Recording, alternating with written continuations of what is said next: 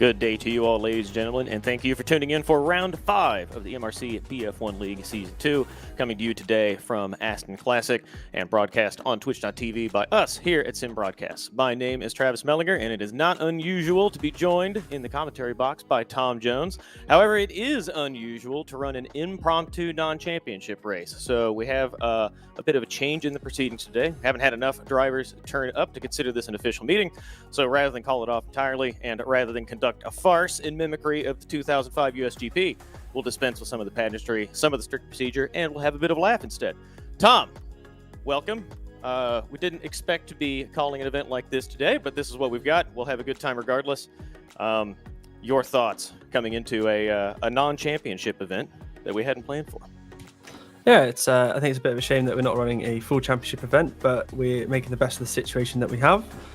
Just hope today that all the drivers who are here have some fun, and let's just see how this goes, because this is the first non-championship race that I will be commentating on.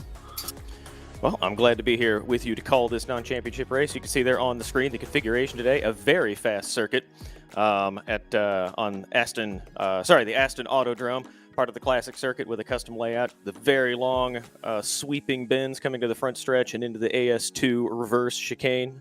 Into that over the chicane and into that hairpin in turn 2, and then using the winding back part of the circuit through the hairpin in the Aston Grand Prix circuit, through the Eau Rouge portion. The fast downhill chicane, lots of compression, lots of stress on the suspension on these cars, and then a very fast and narrowing entry into turn 15 around to the start-finish line once again. Challenging circuit. A lot of drivers have complained that it is rather difficult, but watching in practice and in qualifying, very exciting stuff from the drivers who did turn up today. And there we'll review once more the car we are running today. It is the 2006 BMW Sauber F1.06. Formula One car, 2.4 liter mid-engine V8, screaming 19,000 RPM, 720 horsepower at the wheels. A very challenging car to drive, big handful for the drivers who are out here today. And I do believe we have cars on the track right now, Tom, ready to take up the formation lap. I see Alexis Lemerto in pole position. We didn't run a super pole position today. He'll have Rick Cardle alongside and Zdravko Deponiak behind him. While we do the formation lap, Tom, let's talk about the championship implications. We thought after last week and the tumultuous nature of that race, where we expected some drivers perhaps to take a championship lead, and Zdravko Deponiak certainly had a chance, and so did Alexis Lemerto, with Gabor not turning up. They had poor finishes and were not able to claw back that lead. So we see Gabor 15 points clear in P1, but there will be one round remaining for these drivers to try to take points and a championship off Gabor. Yeah, today was looking like a perfect opportunity for Zdravko and Alexi to really put themselves ahead of Gabor in the championship fight now, but it's going to mean it's going to be a big one in 2 weeks' time for the championship decider. Yes, it will. And there we can see in the team's championship that it's still pretty tight for the teams. Zdravko Deponiak doing the work for the Fragmaster team there in P2. He could, after the next round, just sneak a team's championship away from Team Sidus number 2, also running with a single driver. That would be Gabor, who's in the championship lead right now. So no points today to complicate the championship, but still on for an exciting finish in the final round, round 6, in a couple weeks' time. So there we can see Alexis Lemerto warming up those tires. Tom, we often talk about your predictions before these races begin. What are your predictions in this rather unusual meeting today? Well, all my predictions tend to come from information I've had for a full race. Today is, of course, a half-length race, with it being non-championship. We're also, with the smaller field, I think my predictions are going to be a bit more difficult to come true. Normally, I would predict a safety car, but I don't think we're going to be seeing that today with the shorter amount of people on track. Well, we've something interesting has already happened. We've got Alexis Lemerto reversing on the grid because he has gone through his grid position. The start is aborted after Alexis Lemerto goes through the first grid box. We'll see just how official and just how strict we want to be today. I assume they'll let him get away with this one, it being a non-championship race. Sorry, after all. I think we'll deduct one lap from the official count. Watch Alexis lead everybody around, and we will try this one more time. I think he just wanted to get that extra lap lead under his belt, I think, Travis. Oh, maybe he's also banking on the safety car that you have predicted. Perhaps he started on R2s and he's just going to go straight into pit lane, switch after they've deducted one lap from the official count, call it good since it's unofficial anyway. Gigabrain race strategy from Alexis Lemerto. Do the reverse Hamilton of pulling into the pits to change his tires. I don't know about the reverse Hamilton. He hasn't hit anybody, unless, well, perhaps we're thinking of. I think we're thinking of different pit lane altercations involving Lewis Hamilton. Here we can see Alexis Lemerto coming through the final corner one more time. This is a tricky corner because the radius closes. There's no curbing on the outside, so you want to keep the car as far out wide toward the edge of the road as you can, but it's easy to put a wheel off. And then you have to gradually slow the car down and bring it in to that decreasing radius final corner. Here we can see Alexi coming up on his grid position now, a little harder on the brakes than he was. Now approaching his starting position a bit more tentatively with Rick Cardall alongside in the background. Tom, we've got 9 cars starting this event, a couple of them not regular competitors, but it looks like Alexi Lamerto's in his spot now, and we should have a start in just a few moments.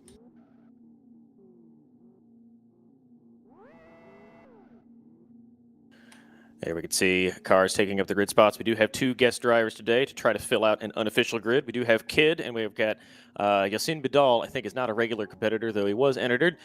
We see the lights coming up now. 1, 2, 3, 4, 5 lights, engines at full song, and we are away. Alexi Lamerto in the lead. Rick Cardall takes off behind him. Everybody in order from where they started. Rick Cardall is tucked in nicely behind Alexi Lamerto with Zdravko Toponiak in 3rd position. Everybody cleanly through turn 1, starting to run single file. Alexi Lamerto steaming away in the lead. With Rick Cardall.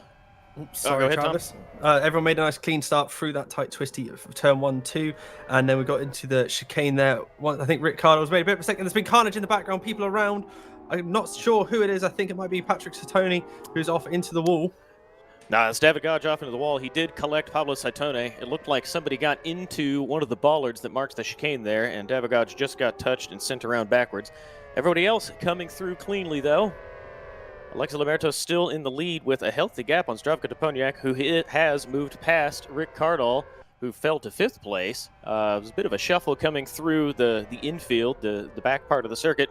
But now we have Alexi Lamerto steaming away a full 2 seconds from Zdravko Toponiak, running in 2nd place, who is about a second ahead of Rafael Costa. Rafael Costa, we're accustomed to seeing in the midfield, did a lot of practice for this event.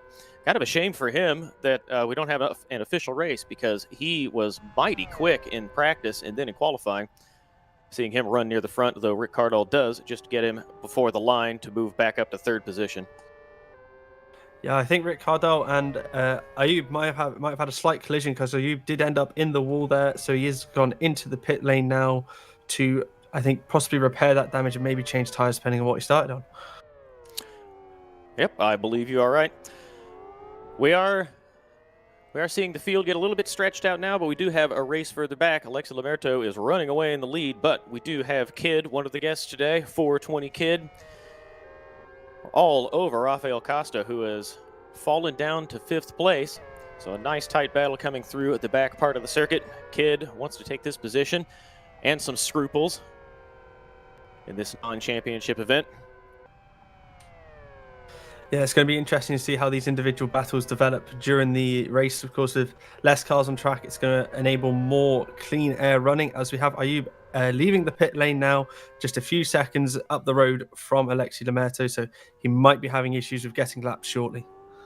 Well, I wonder, too, if we recall last week, 2 weeks ago, sorry, at Fern Bay, he decided to go with an early strategy that brought him into pit lane early. He started on R2s and elected only to do a couple laps and then change them, so he got the compound change out of the way. He'll easily be able to go to the distance on R3s now. A couple weeks ago, he had banked on a safety car. Not looking like we'll get a safety car now as cars get spread out, but this is a challenging circuit, easy for somebody to put a wheel wrong and then spin off.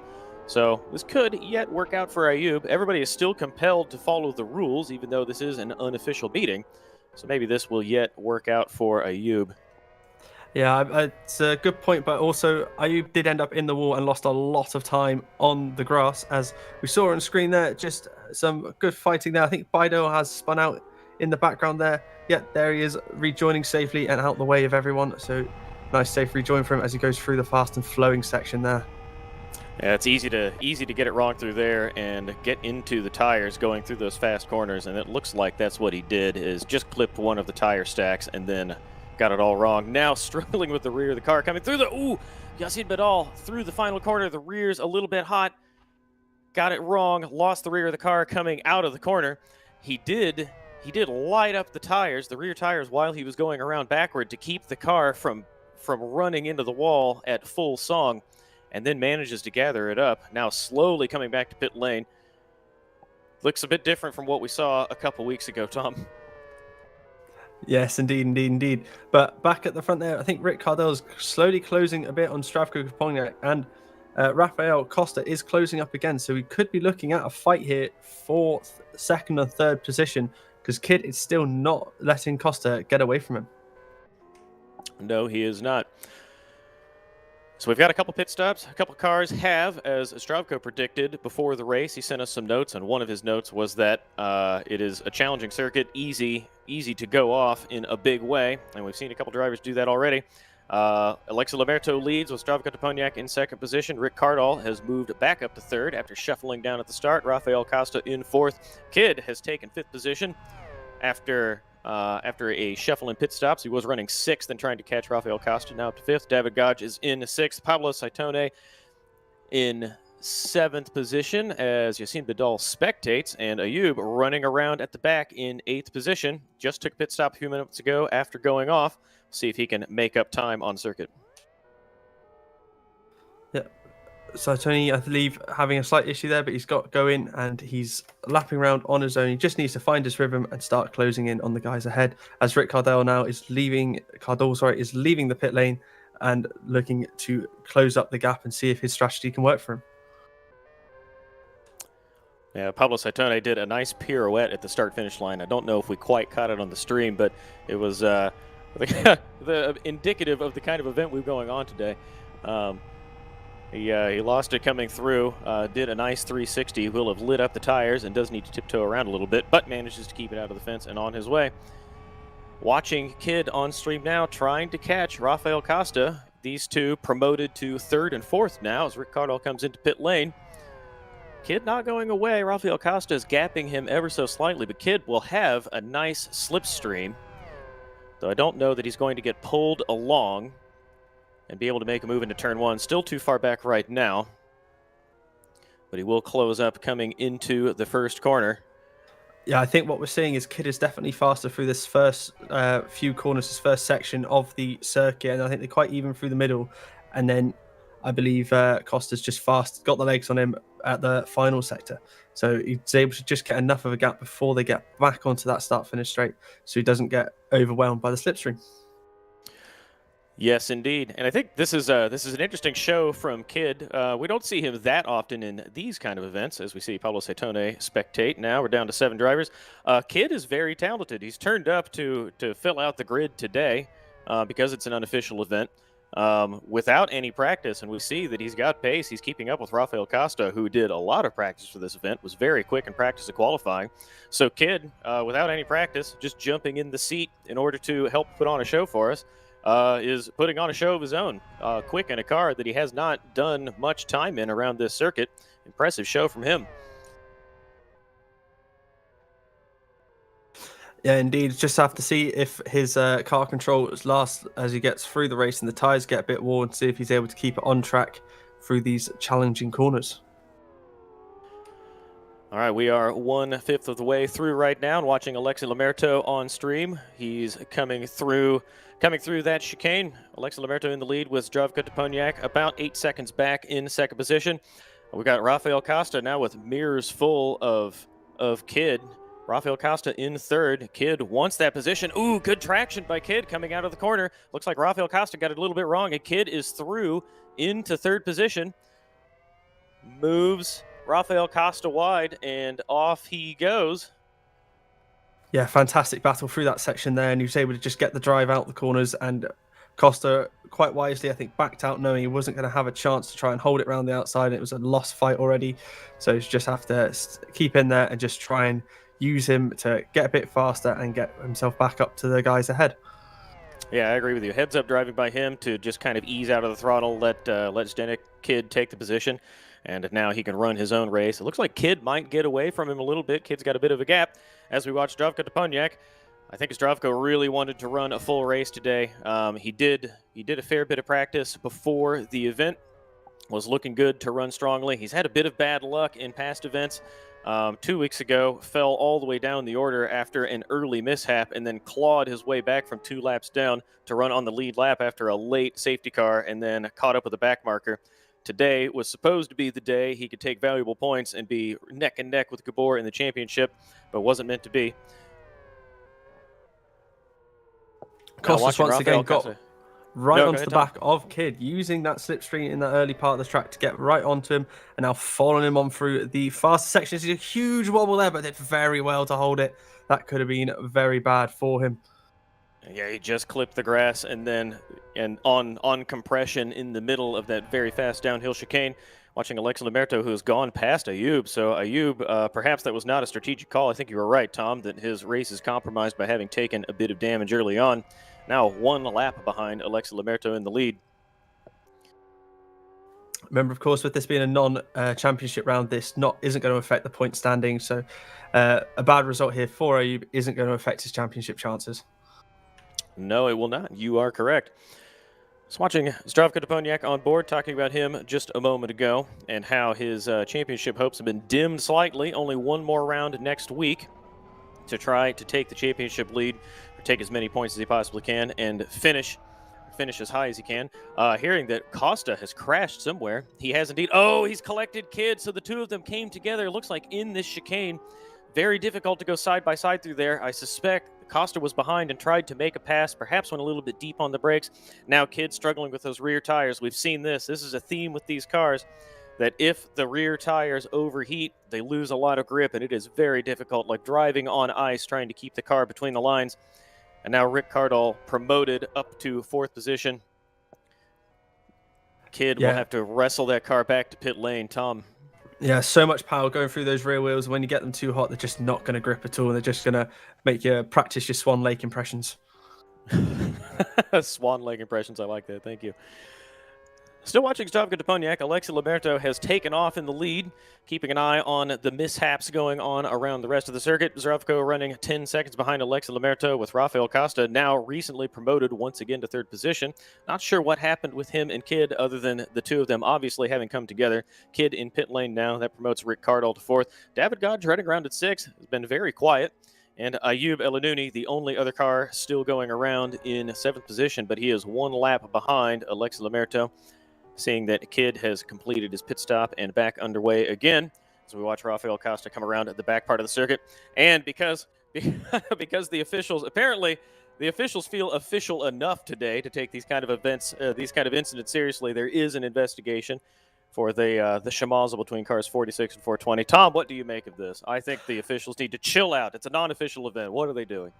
No, I think it's not official, but it is good just to investigate these things, because if someone's taken someone out and ruined someone's race, they've turned up for a race, and if they get taken out, it's not going to be fun.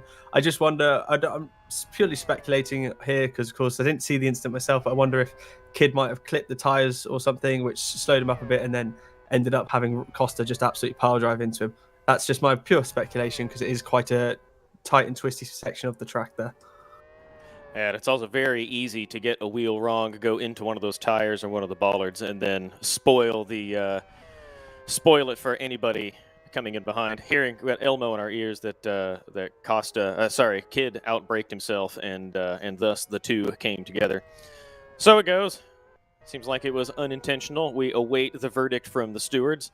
I assume they will let this one go if Elmo's account in our ears is in fact accurate.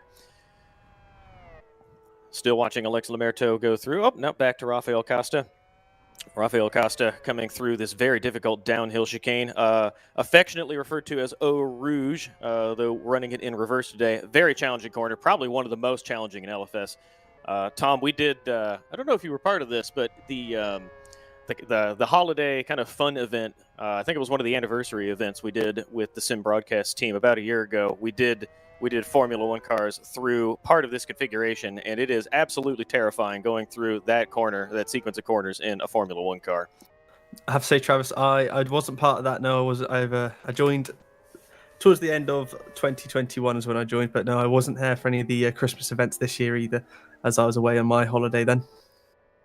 Well, now I feel bad for having mentioned it. Sorry about that, Tom. I've embarrassed you in front of our dozens of fans. But you should try it sometime. It's a very challenging corner. Zdravko Deponiak sailing through there now. He gets it right. Tom certainly wouldn't, but Zdravko knows how to drive one of these cars. Now over those curbs, coming around to this very challenging final corner. We talked about this early on. You got to keep the car wide out by the line, and then ease out of the throttle, slow the car down, and then wide onto the curbing and down this front straightaway.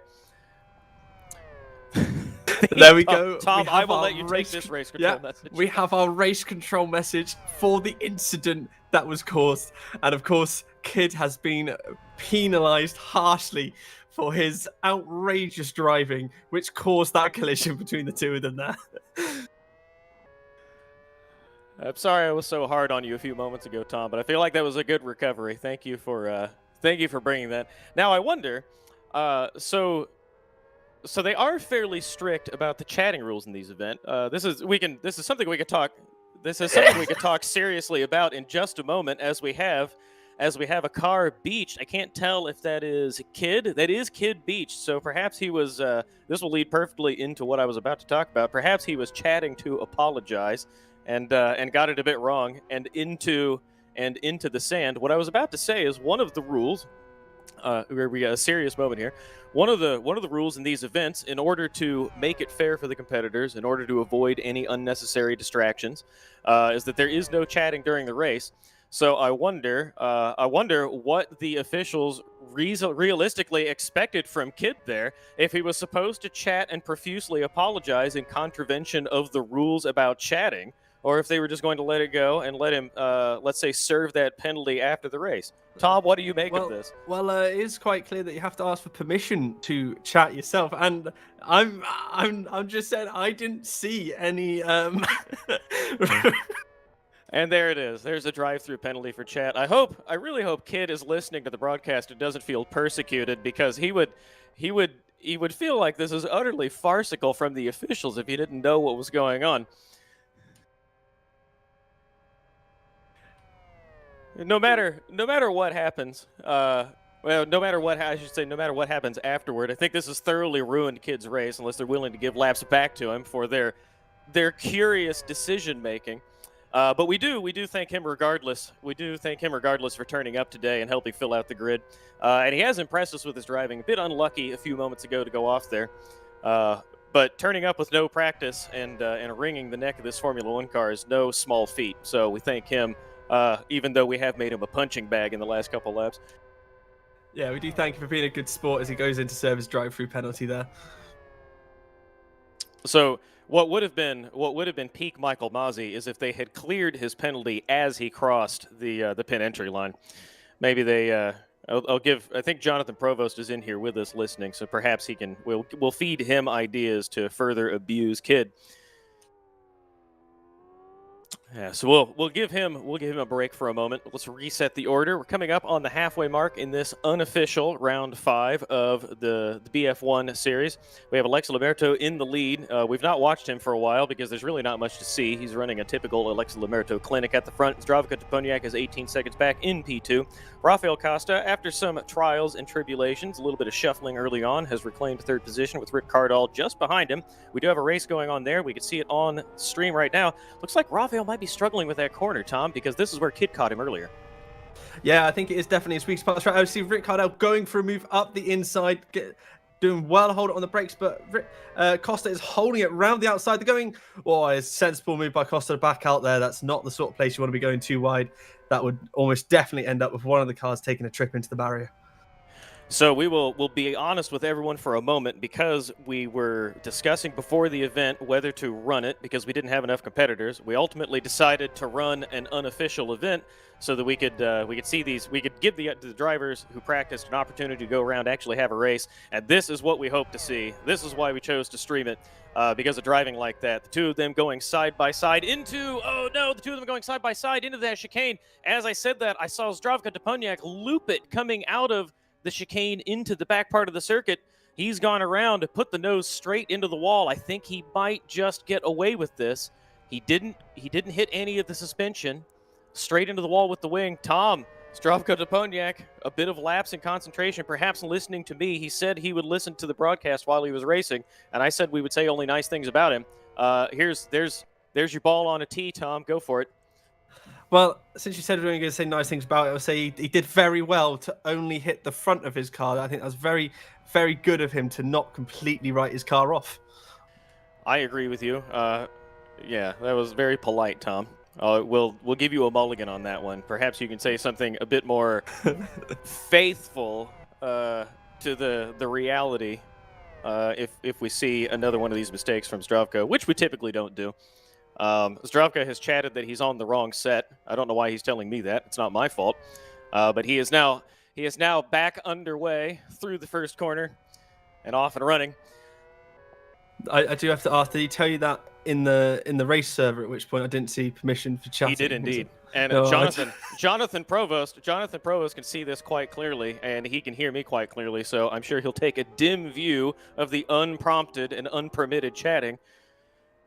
So we give a reprieve to Kid while we start picking on Zdravko Toponiak. Unlike Michael Massey, I think we try to be quite honest and consistent here, as there we go. I believe the penalty has been served for talking without permission in the server. Okay, so now this is an opportunity. Another semi-serious note here. This is an opportunity. We're accustomed to seeing Zdravko Toponiak make these incredible comebacks. So now he was about 20 seconds behind Alexei Lamerto. He will have fallen back another 10 seconds or so when he spun. So we'll see him come into pit lane, serve this penalty. He's weaving. I believe he's protesting this call from the officials. He's nearly lost the car weaving it and going onto the grass. Well, if he's willing to play nice and serve the penalty like Kid did, we can see one of these amazing performances from Zdravko, where he comes back from deep in the grid, puts on an amazing performance. This has allowed Rick Cardall to catch up a little bit. Now only 8 seconds back. Rick Cardall has shed the challenge from Rafael Costa. Rafael Costa fell way back after we saw the two of them run side by side a few minutes ago. Tom, not many cars on the track, but there is a lot happening, a lot for us to talk about. Yeah, there is indeed. There's always a bit of fun going on here, so it's nice, it's light-hearted, and it's also some good racing that we're seeing from these drivers, and most of them are driving very fairly and within the rules. Speaking of good racing, while you said that, Alexei Lamerto is not too fussed about our shenanigans. I suspect he's not listening, but he is still taking the race very seriously. Set the fastest lap of the race in the minute 8 range. So Alexei Lamerto getting on with it, perhaps just wants to get it over with. But he is running a race that we're accustomed to seeing from him in front. Very high pace, very precise. As we see nice race control messes there of Zdravko's penalty getting cleared due to some very we're gonna call it. It says a pre-race bribe. I think it's a polite discussion with the race organizers prior to the event taking place. I think I suspect it's the race organizers realizing that they handed him just a mercilessly unfair penalty, and rather than admit their mistake, they'll just say that he bribed them in order to save face. It is what it is. Zdravko not committed to serving a penalty. They've cleared that. He continues, though a bit further back from where he was a few moments ago, in second position. Alexei Lamerto sits another fastest lap of the race, minute 8:48, so he's creeping up on the qualifying times that he was setting in the session before the race. Alexei Lamerto clearly taking this more seriously than the rest of his competitors or the people in the commentary box, but we enjoy it regardless. Everybody else having a bit of a laugh, but Alexei Lamerto showing us what we like to see, and that is a stellar, clean performance from him. Watching him now pitch the car over that concrete curb, now wide on the fastest part of the circuit, down the hill over here. Huge compression from the car. Easy to damage the suspension when you go through there so quickly. The bottom of the car dragging on the pavement, putting the suspension onto the bump stops, and now this very challenging final corner. He wants to stay as wide as he can, slow the car down, breathing out of the throttle, bring it down to the apex, and then all the way out to the exit. There's a car off somewhere on circuit. Didn't see who it was or where. Sounds like Kid is off one more time as we still watch Alexei Lamerto come through the start-finish line. Judging by his line through the back part of the circuit, this could be another fastest lap of the race. Wait for the message from Live for Speed. Nope, not quite. Off he goes into turn one more time. Yeah, I would say something we've seen during this race so far is Ayub El-Nouni has managed to climb himself all the way back up to 5th, which is probably on pace alone. We're going to say that anyway. Ignore the fact that other people have had drive-throughs and crashes, but he's done a great job to recover himself back up to 5th place and showing his pace once again. Even though non-championship round, he's still putting in a solid effort. Well, and he's other than that early incident. I said that just as he went through the chicane and nearly clipped the bollards. Other than that early incident, he's run pretty cleanly. We haven't seen much from him.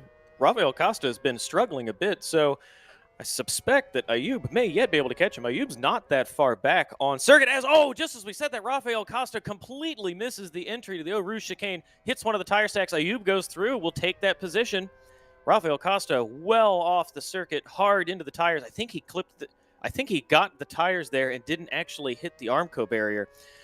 But that car is now in terrible shape. He did a lot of practice and was very quick in qualifying, but it seems like he may have left the race practice a bit late and is really struggling with the car in race trim. That does promote Ayub up to 4th position, still 1 lap off the lead. We'll see if Ricardo Costa chooses to bring it in, or nope, he does. He will continue past the line with a somewhat damaged machine. Yeah, it's going to be interesting to see how he's able to deal with the faster section and flowing section of this course with that sort of damage to his car. It's definitely not going to help his downforce or the flow that car is designed to have. No, it's not, and he will have. He hit a couple of the corners of the car, so in addition to bodywork, downforce being all out of sorts, the mechanical grip is not going to be what he expects from it either. Tires are a bit hot, having gone around, so basically all the things that could have gone wrong with the car have done. He will be struggling for a few laps as we watch Ayub negotiate that chicane. Does not go through the tires himself, gets through there cleanly. Great shot on board with him in this very challenging corner. He keeps a slightly wider line than Alexi had done earlier. Nice and tight down to the apex and then wide on the exit. Beautifully done by Ayub. I just heard that David Godge has spun out. He's rejoined now there, but he's keeping it nicely just off the racing line, so he's not getting affected. Yeah, it's a dangerous place to go off because it's so easy. Because that part of the circuit is unsighted. There's the blind corner coming into that short straight before the Eau Rouge chicane. He did well to keep it far off the racing line so that nobody collected him. And now he is off and going again, though I think his machine looks like it is a bit askew in much the same way Rafael Costa's is. Yeah, we see Rick Cardel's actually slowly gaining on Zdravko a little bit. It's down to 6 seconds, the gap between them. It was 8 seconds a few laps ago. So I wonder if Zdravko's made a few slight errors there, or if Rick Cardel's just found some pace that he didn't have previously. Yeah, we know Rick is I believe he's participated in most of the races in this series. We could go back to the championship standings and the entries and confirm that, but didn't see much of him early on. If he had participated, then a couple weeks ago, he ran strongly near the front. Was involved in created the altercation toward the end of the race that caused a late virtual safety car. There you can see the Drivers' Championship standings. We've got Gabor with 65 points and Zdravko Toponiak 15 behind, so still in the hunt for a championship in a couple weeks. Alex Lamerto also still in it, and Ayub is as well. But Rick, a couple weeks ago, had very good pace around Fern Bay, also benefited from a lot of the tumultuous nature of the race, lots of cars going off, a number of incidents with back markers, and then an unfortunate mistake late cost him his race. But Rick has shown us good pace, and we're seeing it again today. Yeah, it's a fantastic effort from him. It's clear he's developed in his understanding and ability in this car as the series has gone on. Back to Alexi Lamerto here, 40 seconds clear at the front, just cruising his way on as we're coming down now to the final 10 laps of this race. Yep. Yet another clinic from Alexi Lamerto. We've repeated this a few times, but we're accustomed to seeing him do this, run away in the lead, nice and clean, no mistakes, very smooth and very quick. Alexi Lamerto, one of the most talented drivers we see in any of these series that we put on and Live for Speed. He's just booped one of the bollards there, so he's still trying hard. Rafael Costa hearing that he's gone around one more time, but now we can see him under power again, coming down toward the start-finish line. No intention of coming into pit lane to fix that damage, but I dare say he isn't really compelled to, this being a rather cheeky race that we're running right now to unofficial standards. Yeah, it doesn't look like it's holding him back too much. Saying that, I haven't seen his lap times, so I might be incorrect in saying that, but he's still circulating relatively okay. As we've got Alexi Lamerto here just absolutely showing fantastic lines through that final corner. It just seems, not final corner, so that long sweeping corner, it just seems to go on forever when you're watching people drive through it. Yes, it does. We've got about 10 laps remaining. Alexi Lamerto will start the 9th lap from the end. There we go. Alexi Lamerto is in the lead from Zdravko Toponiak, who's about half a lap behind now. Rick Cardall is catching Zdravko Toponiak. That gap was about 7 seconds a couple laps ago, now just over 5. So we'll keep an eye on Rick Cardall, see if he's able to reel in Zdravko Toponiak. Ayub Elanuni is 1 lap down in 4th place. Rafael Costa has struggled immensely and has tumbled down to 5th. David Gage in pit lane, repairing that damage. And we do have kids still going around. The recipient of some unfair abuse from the commentators and the officials, still circulating. A good sport in spite of everything we've thrown at him today. We appreciate him showing up and driving this car very competently without much practice in order to help us fill out the grid. There we got Alexi Lamerto on screen once more, coming into this fast sweeping bend down to the apex, and he will go sailing down this long straightaway with a couple sweeping bends to start the 27th lap of the race in just a moment. No cars in contention. Oh, Alexi Lamerto coming into pit lane, so serving his pit stop. Tom, do you think he'll switch to R2s or R4s? As much as I'd love to see him go on to R2s and make the race very interesting for the overall win, I doubt it. He's going to probably go for the R4s and just get it to the end from there, is my prediction. But it would be entertaining to see the sort of pace he can pull out the R2s and make it interesting and do an extra pit stop as well.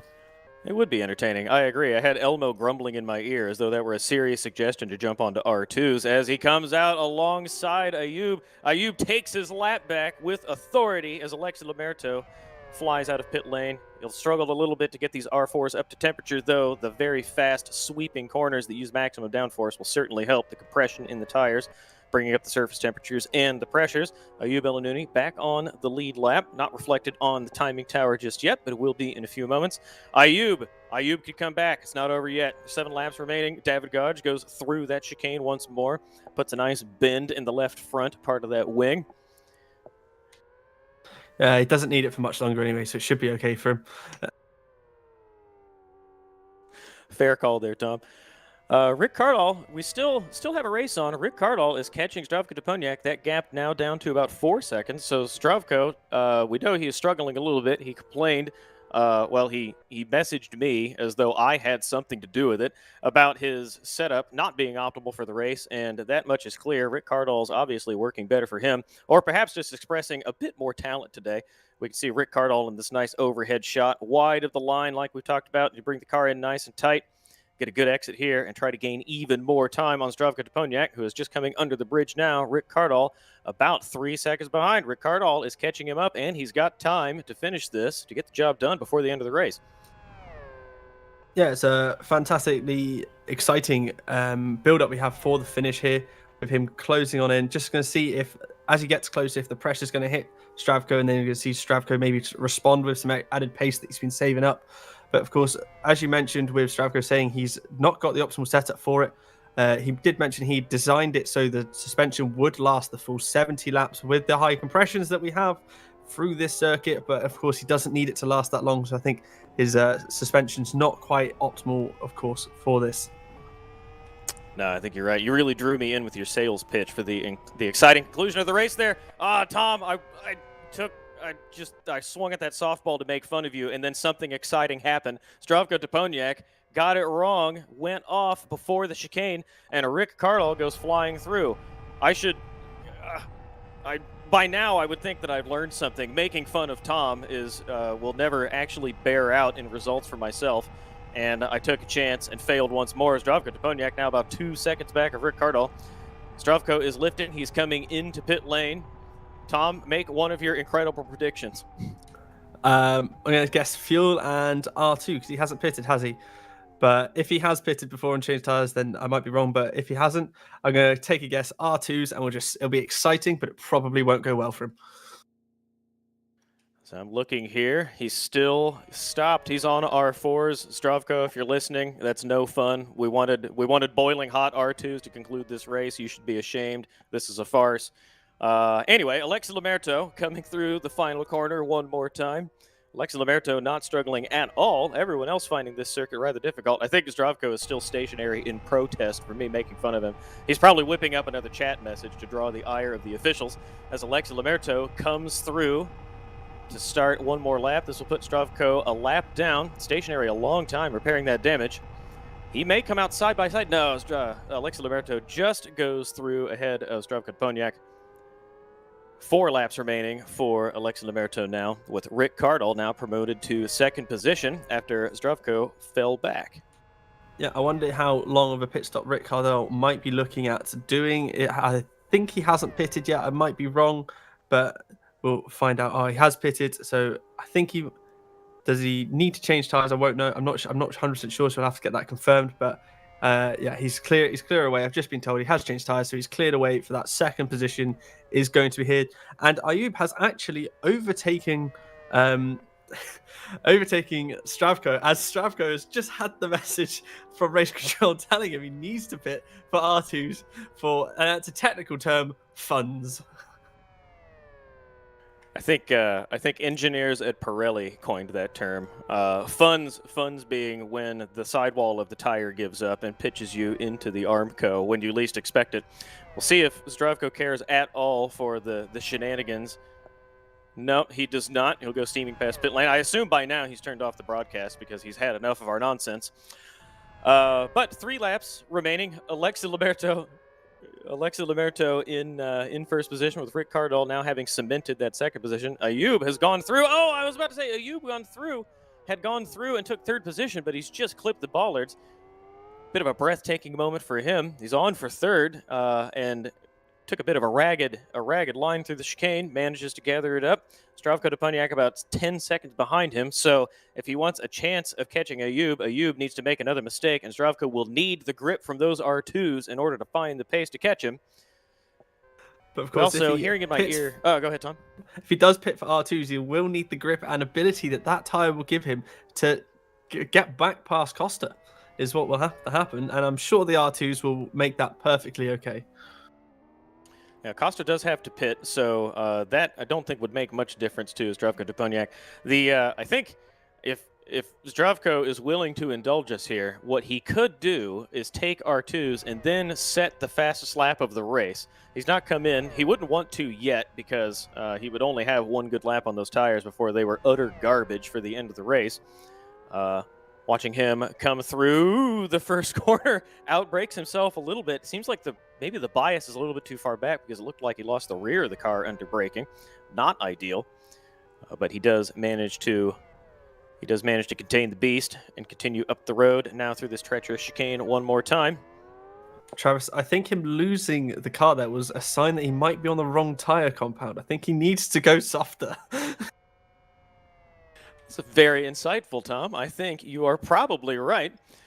We'll keep an eye on that, see if he decides to atone for the error in his strategic decision while we watch Ayub come through the final corner once more. Ayub from the back struggled a bit early on, but now in third position and on the same lap with the leaders. Oh, no, he won't be on the same lap with the leaders. The intervals are still shuffling out. So Ayub, I think, a lap behind Alexi Lamerto in third position, with Zdravko Duponiak having fallen to fourth. There we go. No, he did. He came out of his pit stop ahead of Alexi Lamerto, and he's had the pace to keep Alexi Lamerto behind. He's actually set some of his own personal best laps of the race in these last 5 laps or so. You are right. Thank you for reminding me of that. I even called that a few moments ago, but I have the memory of a goldfish, so my apologies.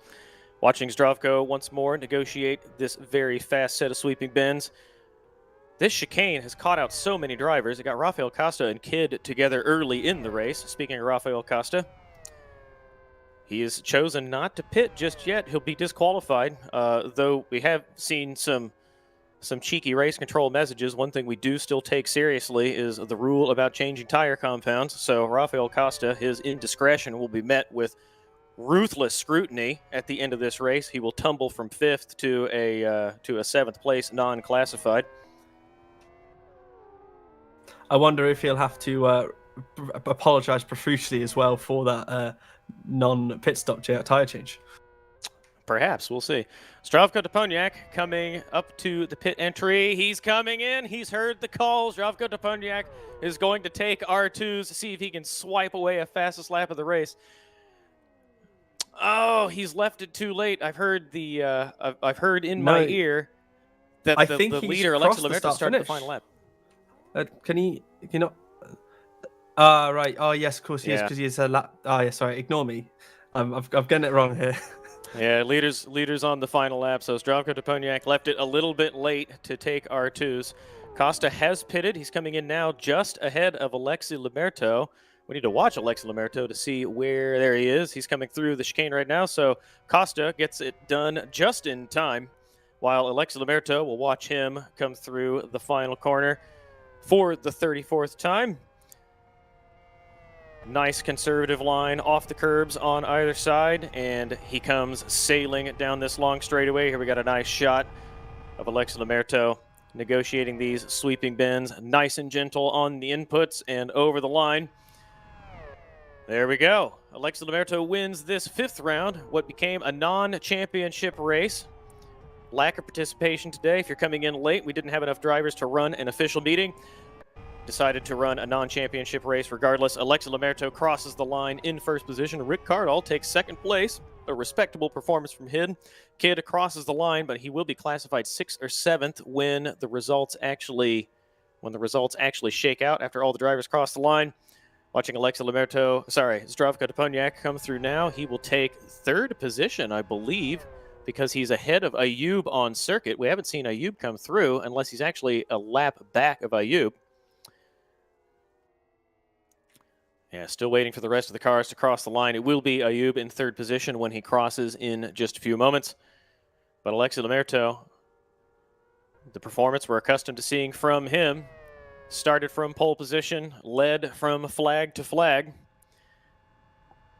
And there is Ayub across the line right now in 3rd position with Costa coming through.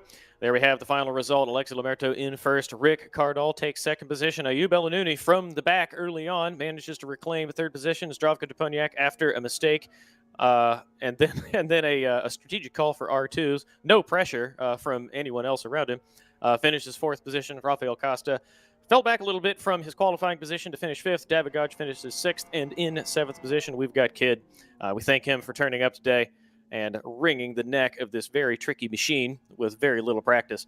There you can see Alexis Lamerto in the podium photo, 1st position right there in the center of the stroke. Just pitches the car over the attenuator at the end of pit lane. We got a nice shot of the 1st and 2nd finishers there by the start-finish line while Zdravko does a Tom Jones and sails it over top of the safety features around the circuits. Rick Rashitska thought he might try to turn Zdravko back on his wheels and then slowly trundled by, leaving Zdravko to think about what he's done while he's staring at the world upside down. What I will say, Travis, is that I don't think he did me there, because while I have had many collisions in my sim racing career, I have never launched the car over the pit lane. That is the one thing I can say I am yet to do in racing. Bringing it back to Rick Cardall as well, he did fantastically, and his actual fastest lap of the race was 0.07 of a second slower than Alexis Lamerto's. So his pace was really fantastic. It was really good. 15 seconds off the lead at the end, but you're right. His pace was right there with Rick Cardall. Zdravko struggled. Clearly, he said he complained during the race that the set wasn't quite right, and it shows in the lap times. His best lap, a full second off Alexis Lamerto. So, what might have been unable to finish near the front today, but fortunate for him. I think if this had been a run to full championship standards, this would have been a race to forget for Zdravko. But doesn't have to worry about it today. Alexis Lamerto will not take 25 points and take the championship lead or extend his gap over Zdravko. The championship standings will remain how they are right now. Alexis Lamerto once more finishes 1st in this non-championship event with Rick Cardall 2nd, Ayub El-Anouni in 3rd position. Not take up the podium photo. Not sure where he went. Probably trying to get away from this farce as quickly as he possibly can. Oh, he's being pushed around. I'm hearing in my ear. He's being pushed around. So we may see Ayub in this podium photo in just a moment. Zdravko Deponiak fourth, Rafael Costa fifth, Davigaj sixth, Kidd in seventh, Pablo Setone in eighth, and Yacine Bidal finishes ninth, 34 laps back, abandoned the race on the first lap. Tom, it was a bit silly, but I think the drivers had fun. They wanted to race, even though we didn't have a full grid. They wanted to race. Everybody who turned up decided they would go have a bit of fun with it. We did as well. I don't know about you, but I had a great time. Yeah, it was good fun. I'm glad we got a race on in the end because it's exciting. As we got one of the safety cars there pulling up in front of the drivers to sort of stamp his authority on them. Yeah, this is I think this is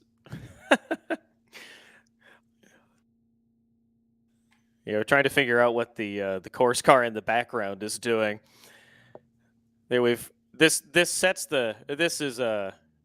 perfectly captures the tone of the race. Now he's going to reverse onto the nose of Alexa Liberto's car, just completely steal the show here, punt him backward into Rick Rashitska. He's claiming that first place for himself.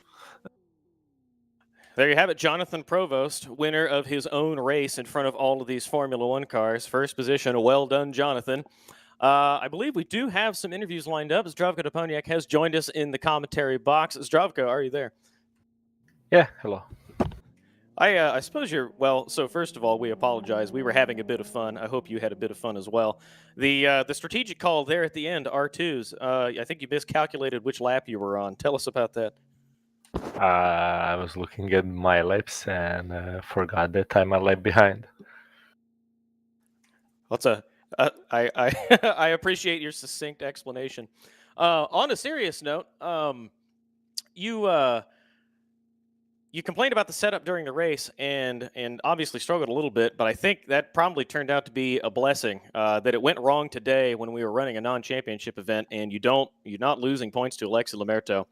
Tell us what you think about the final race coming up in a couple weeks. It's West Hill. I'd rather be an old West Hill, but I think Gabber will take it.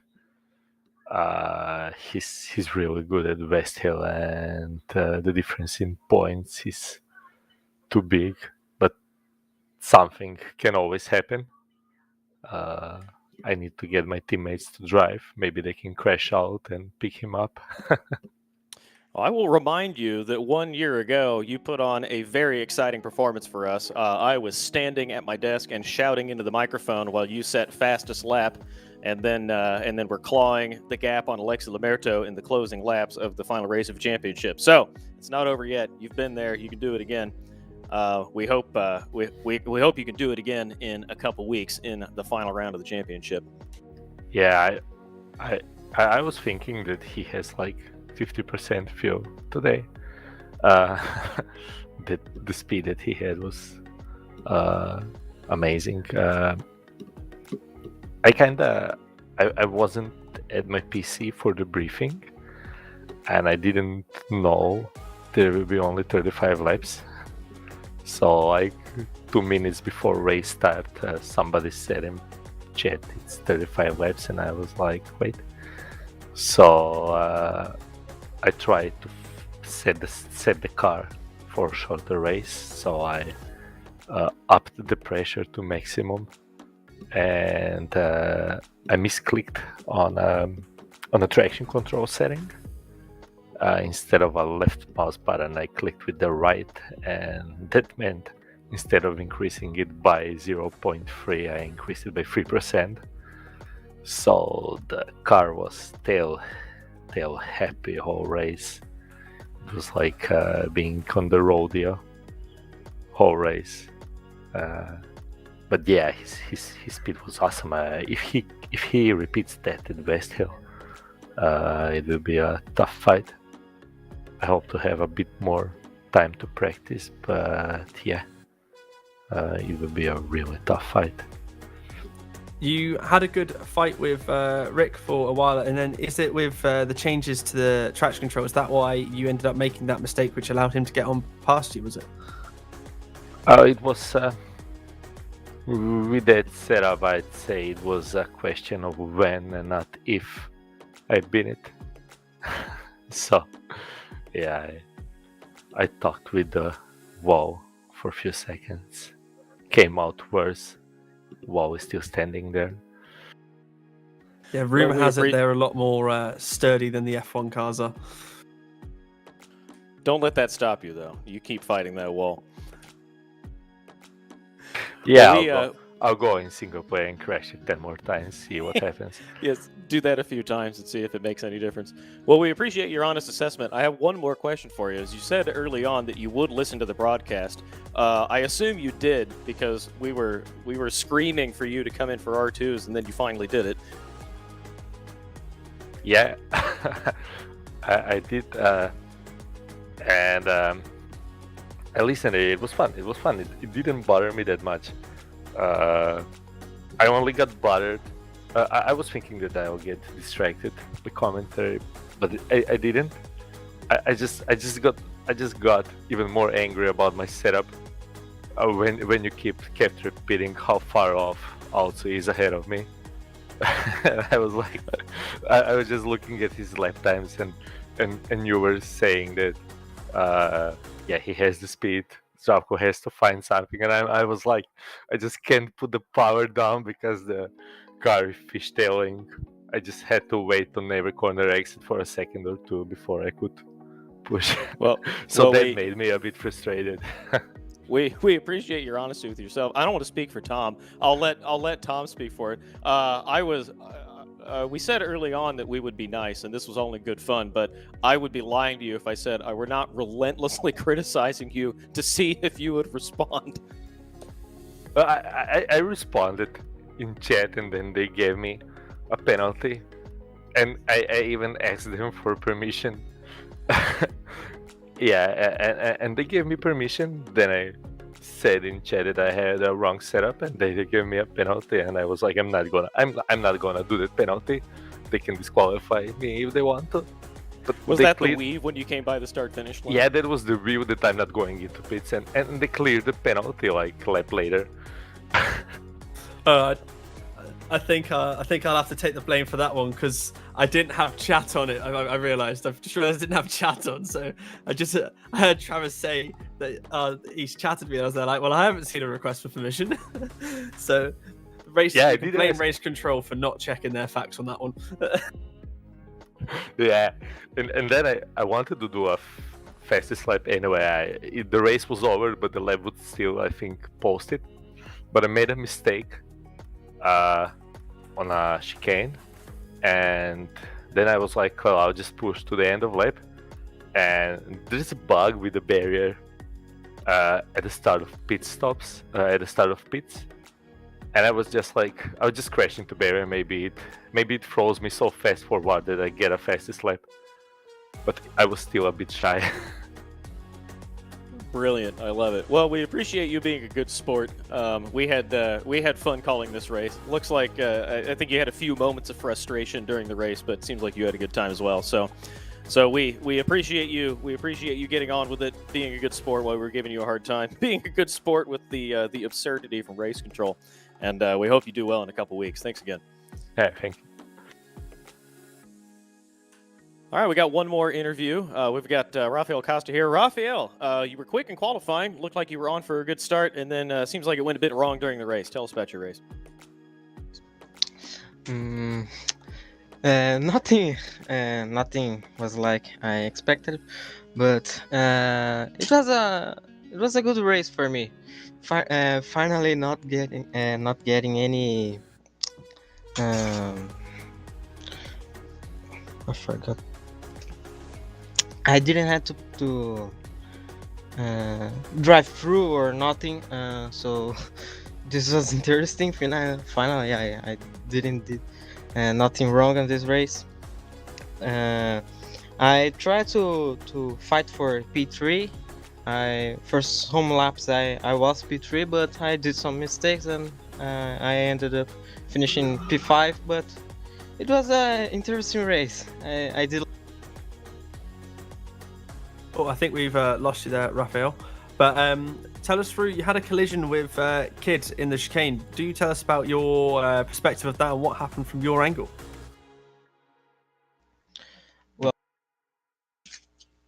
I was coming. He was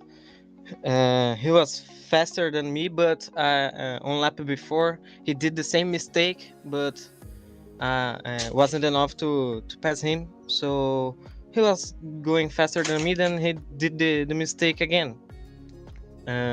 So when he did the mistake, I thought by myself, I'm going to pass him.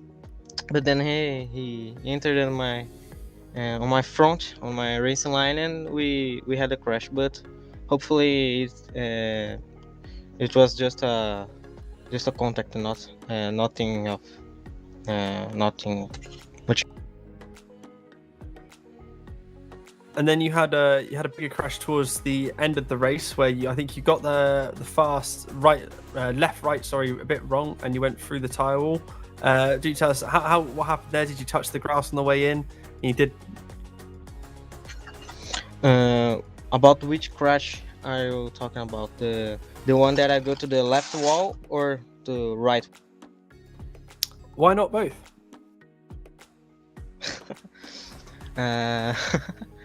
For the one for the right wall before the chicane, before the second chicane, I just miscalculate the braking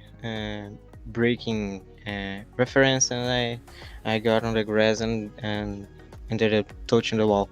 The second one, I lost the car on the second chicane, and I spun and ended up on the. Oh, I think we've lost your audio again, Raphael. We'll give you a second to see if it comes back.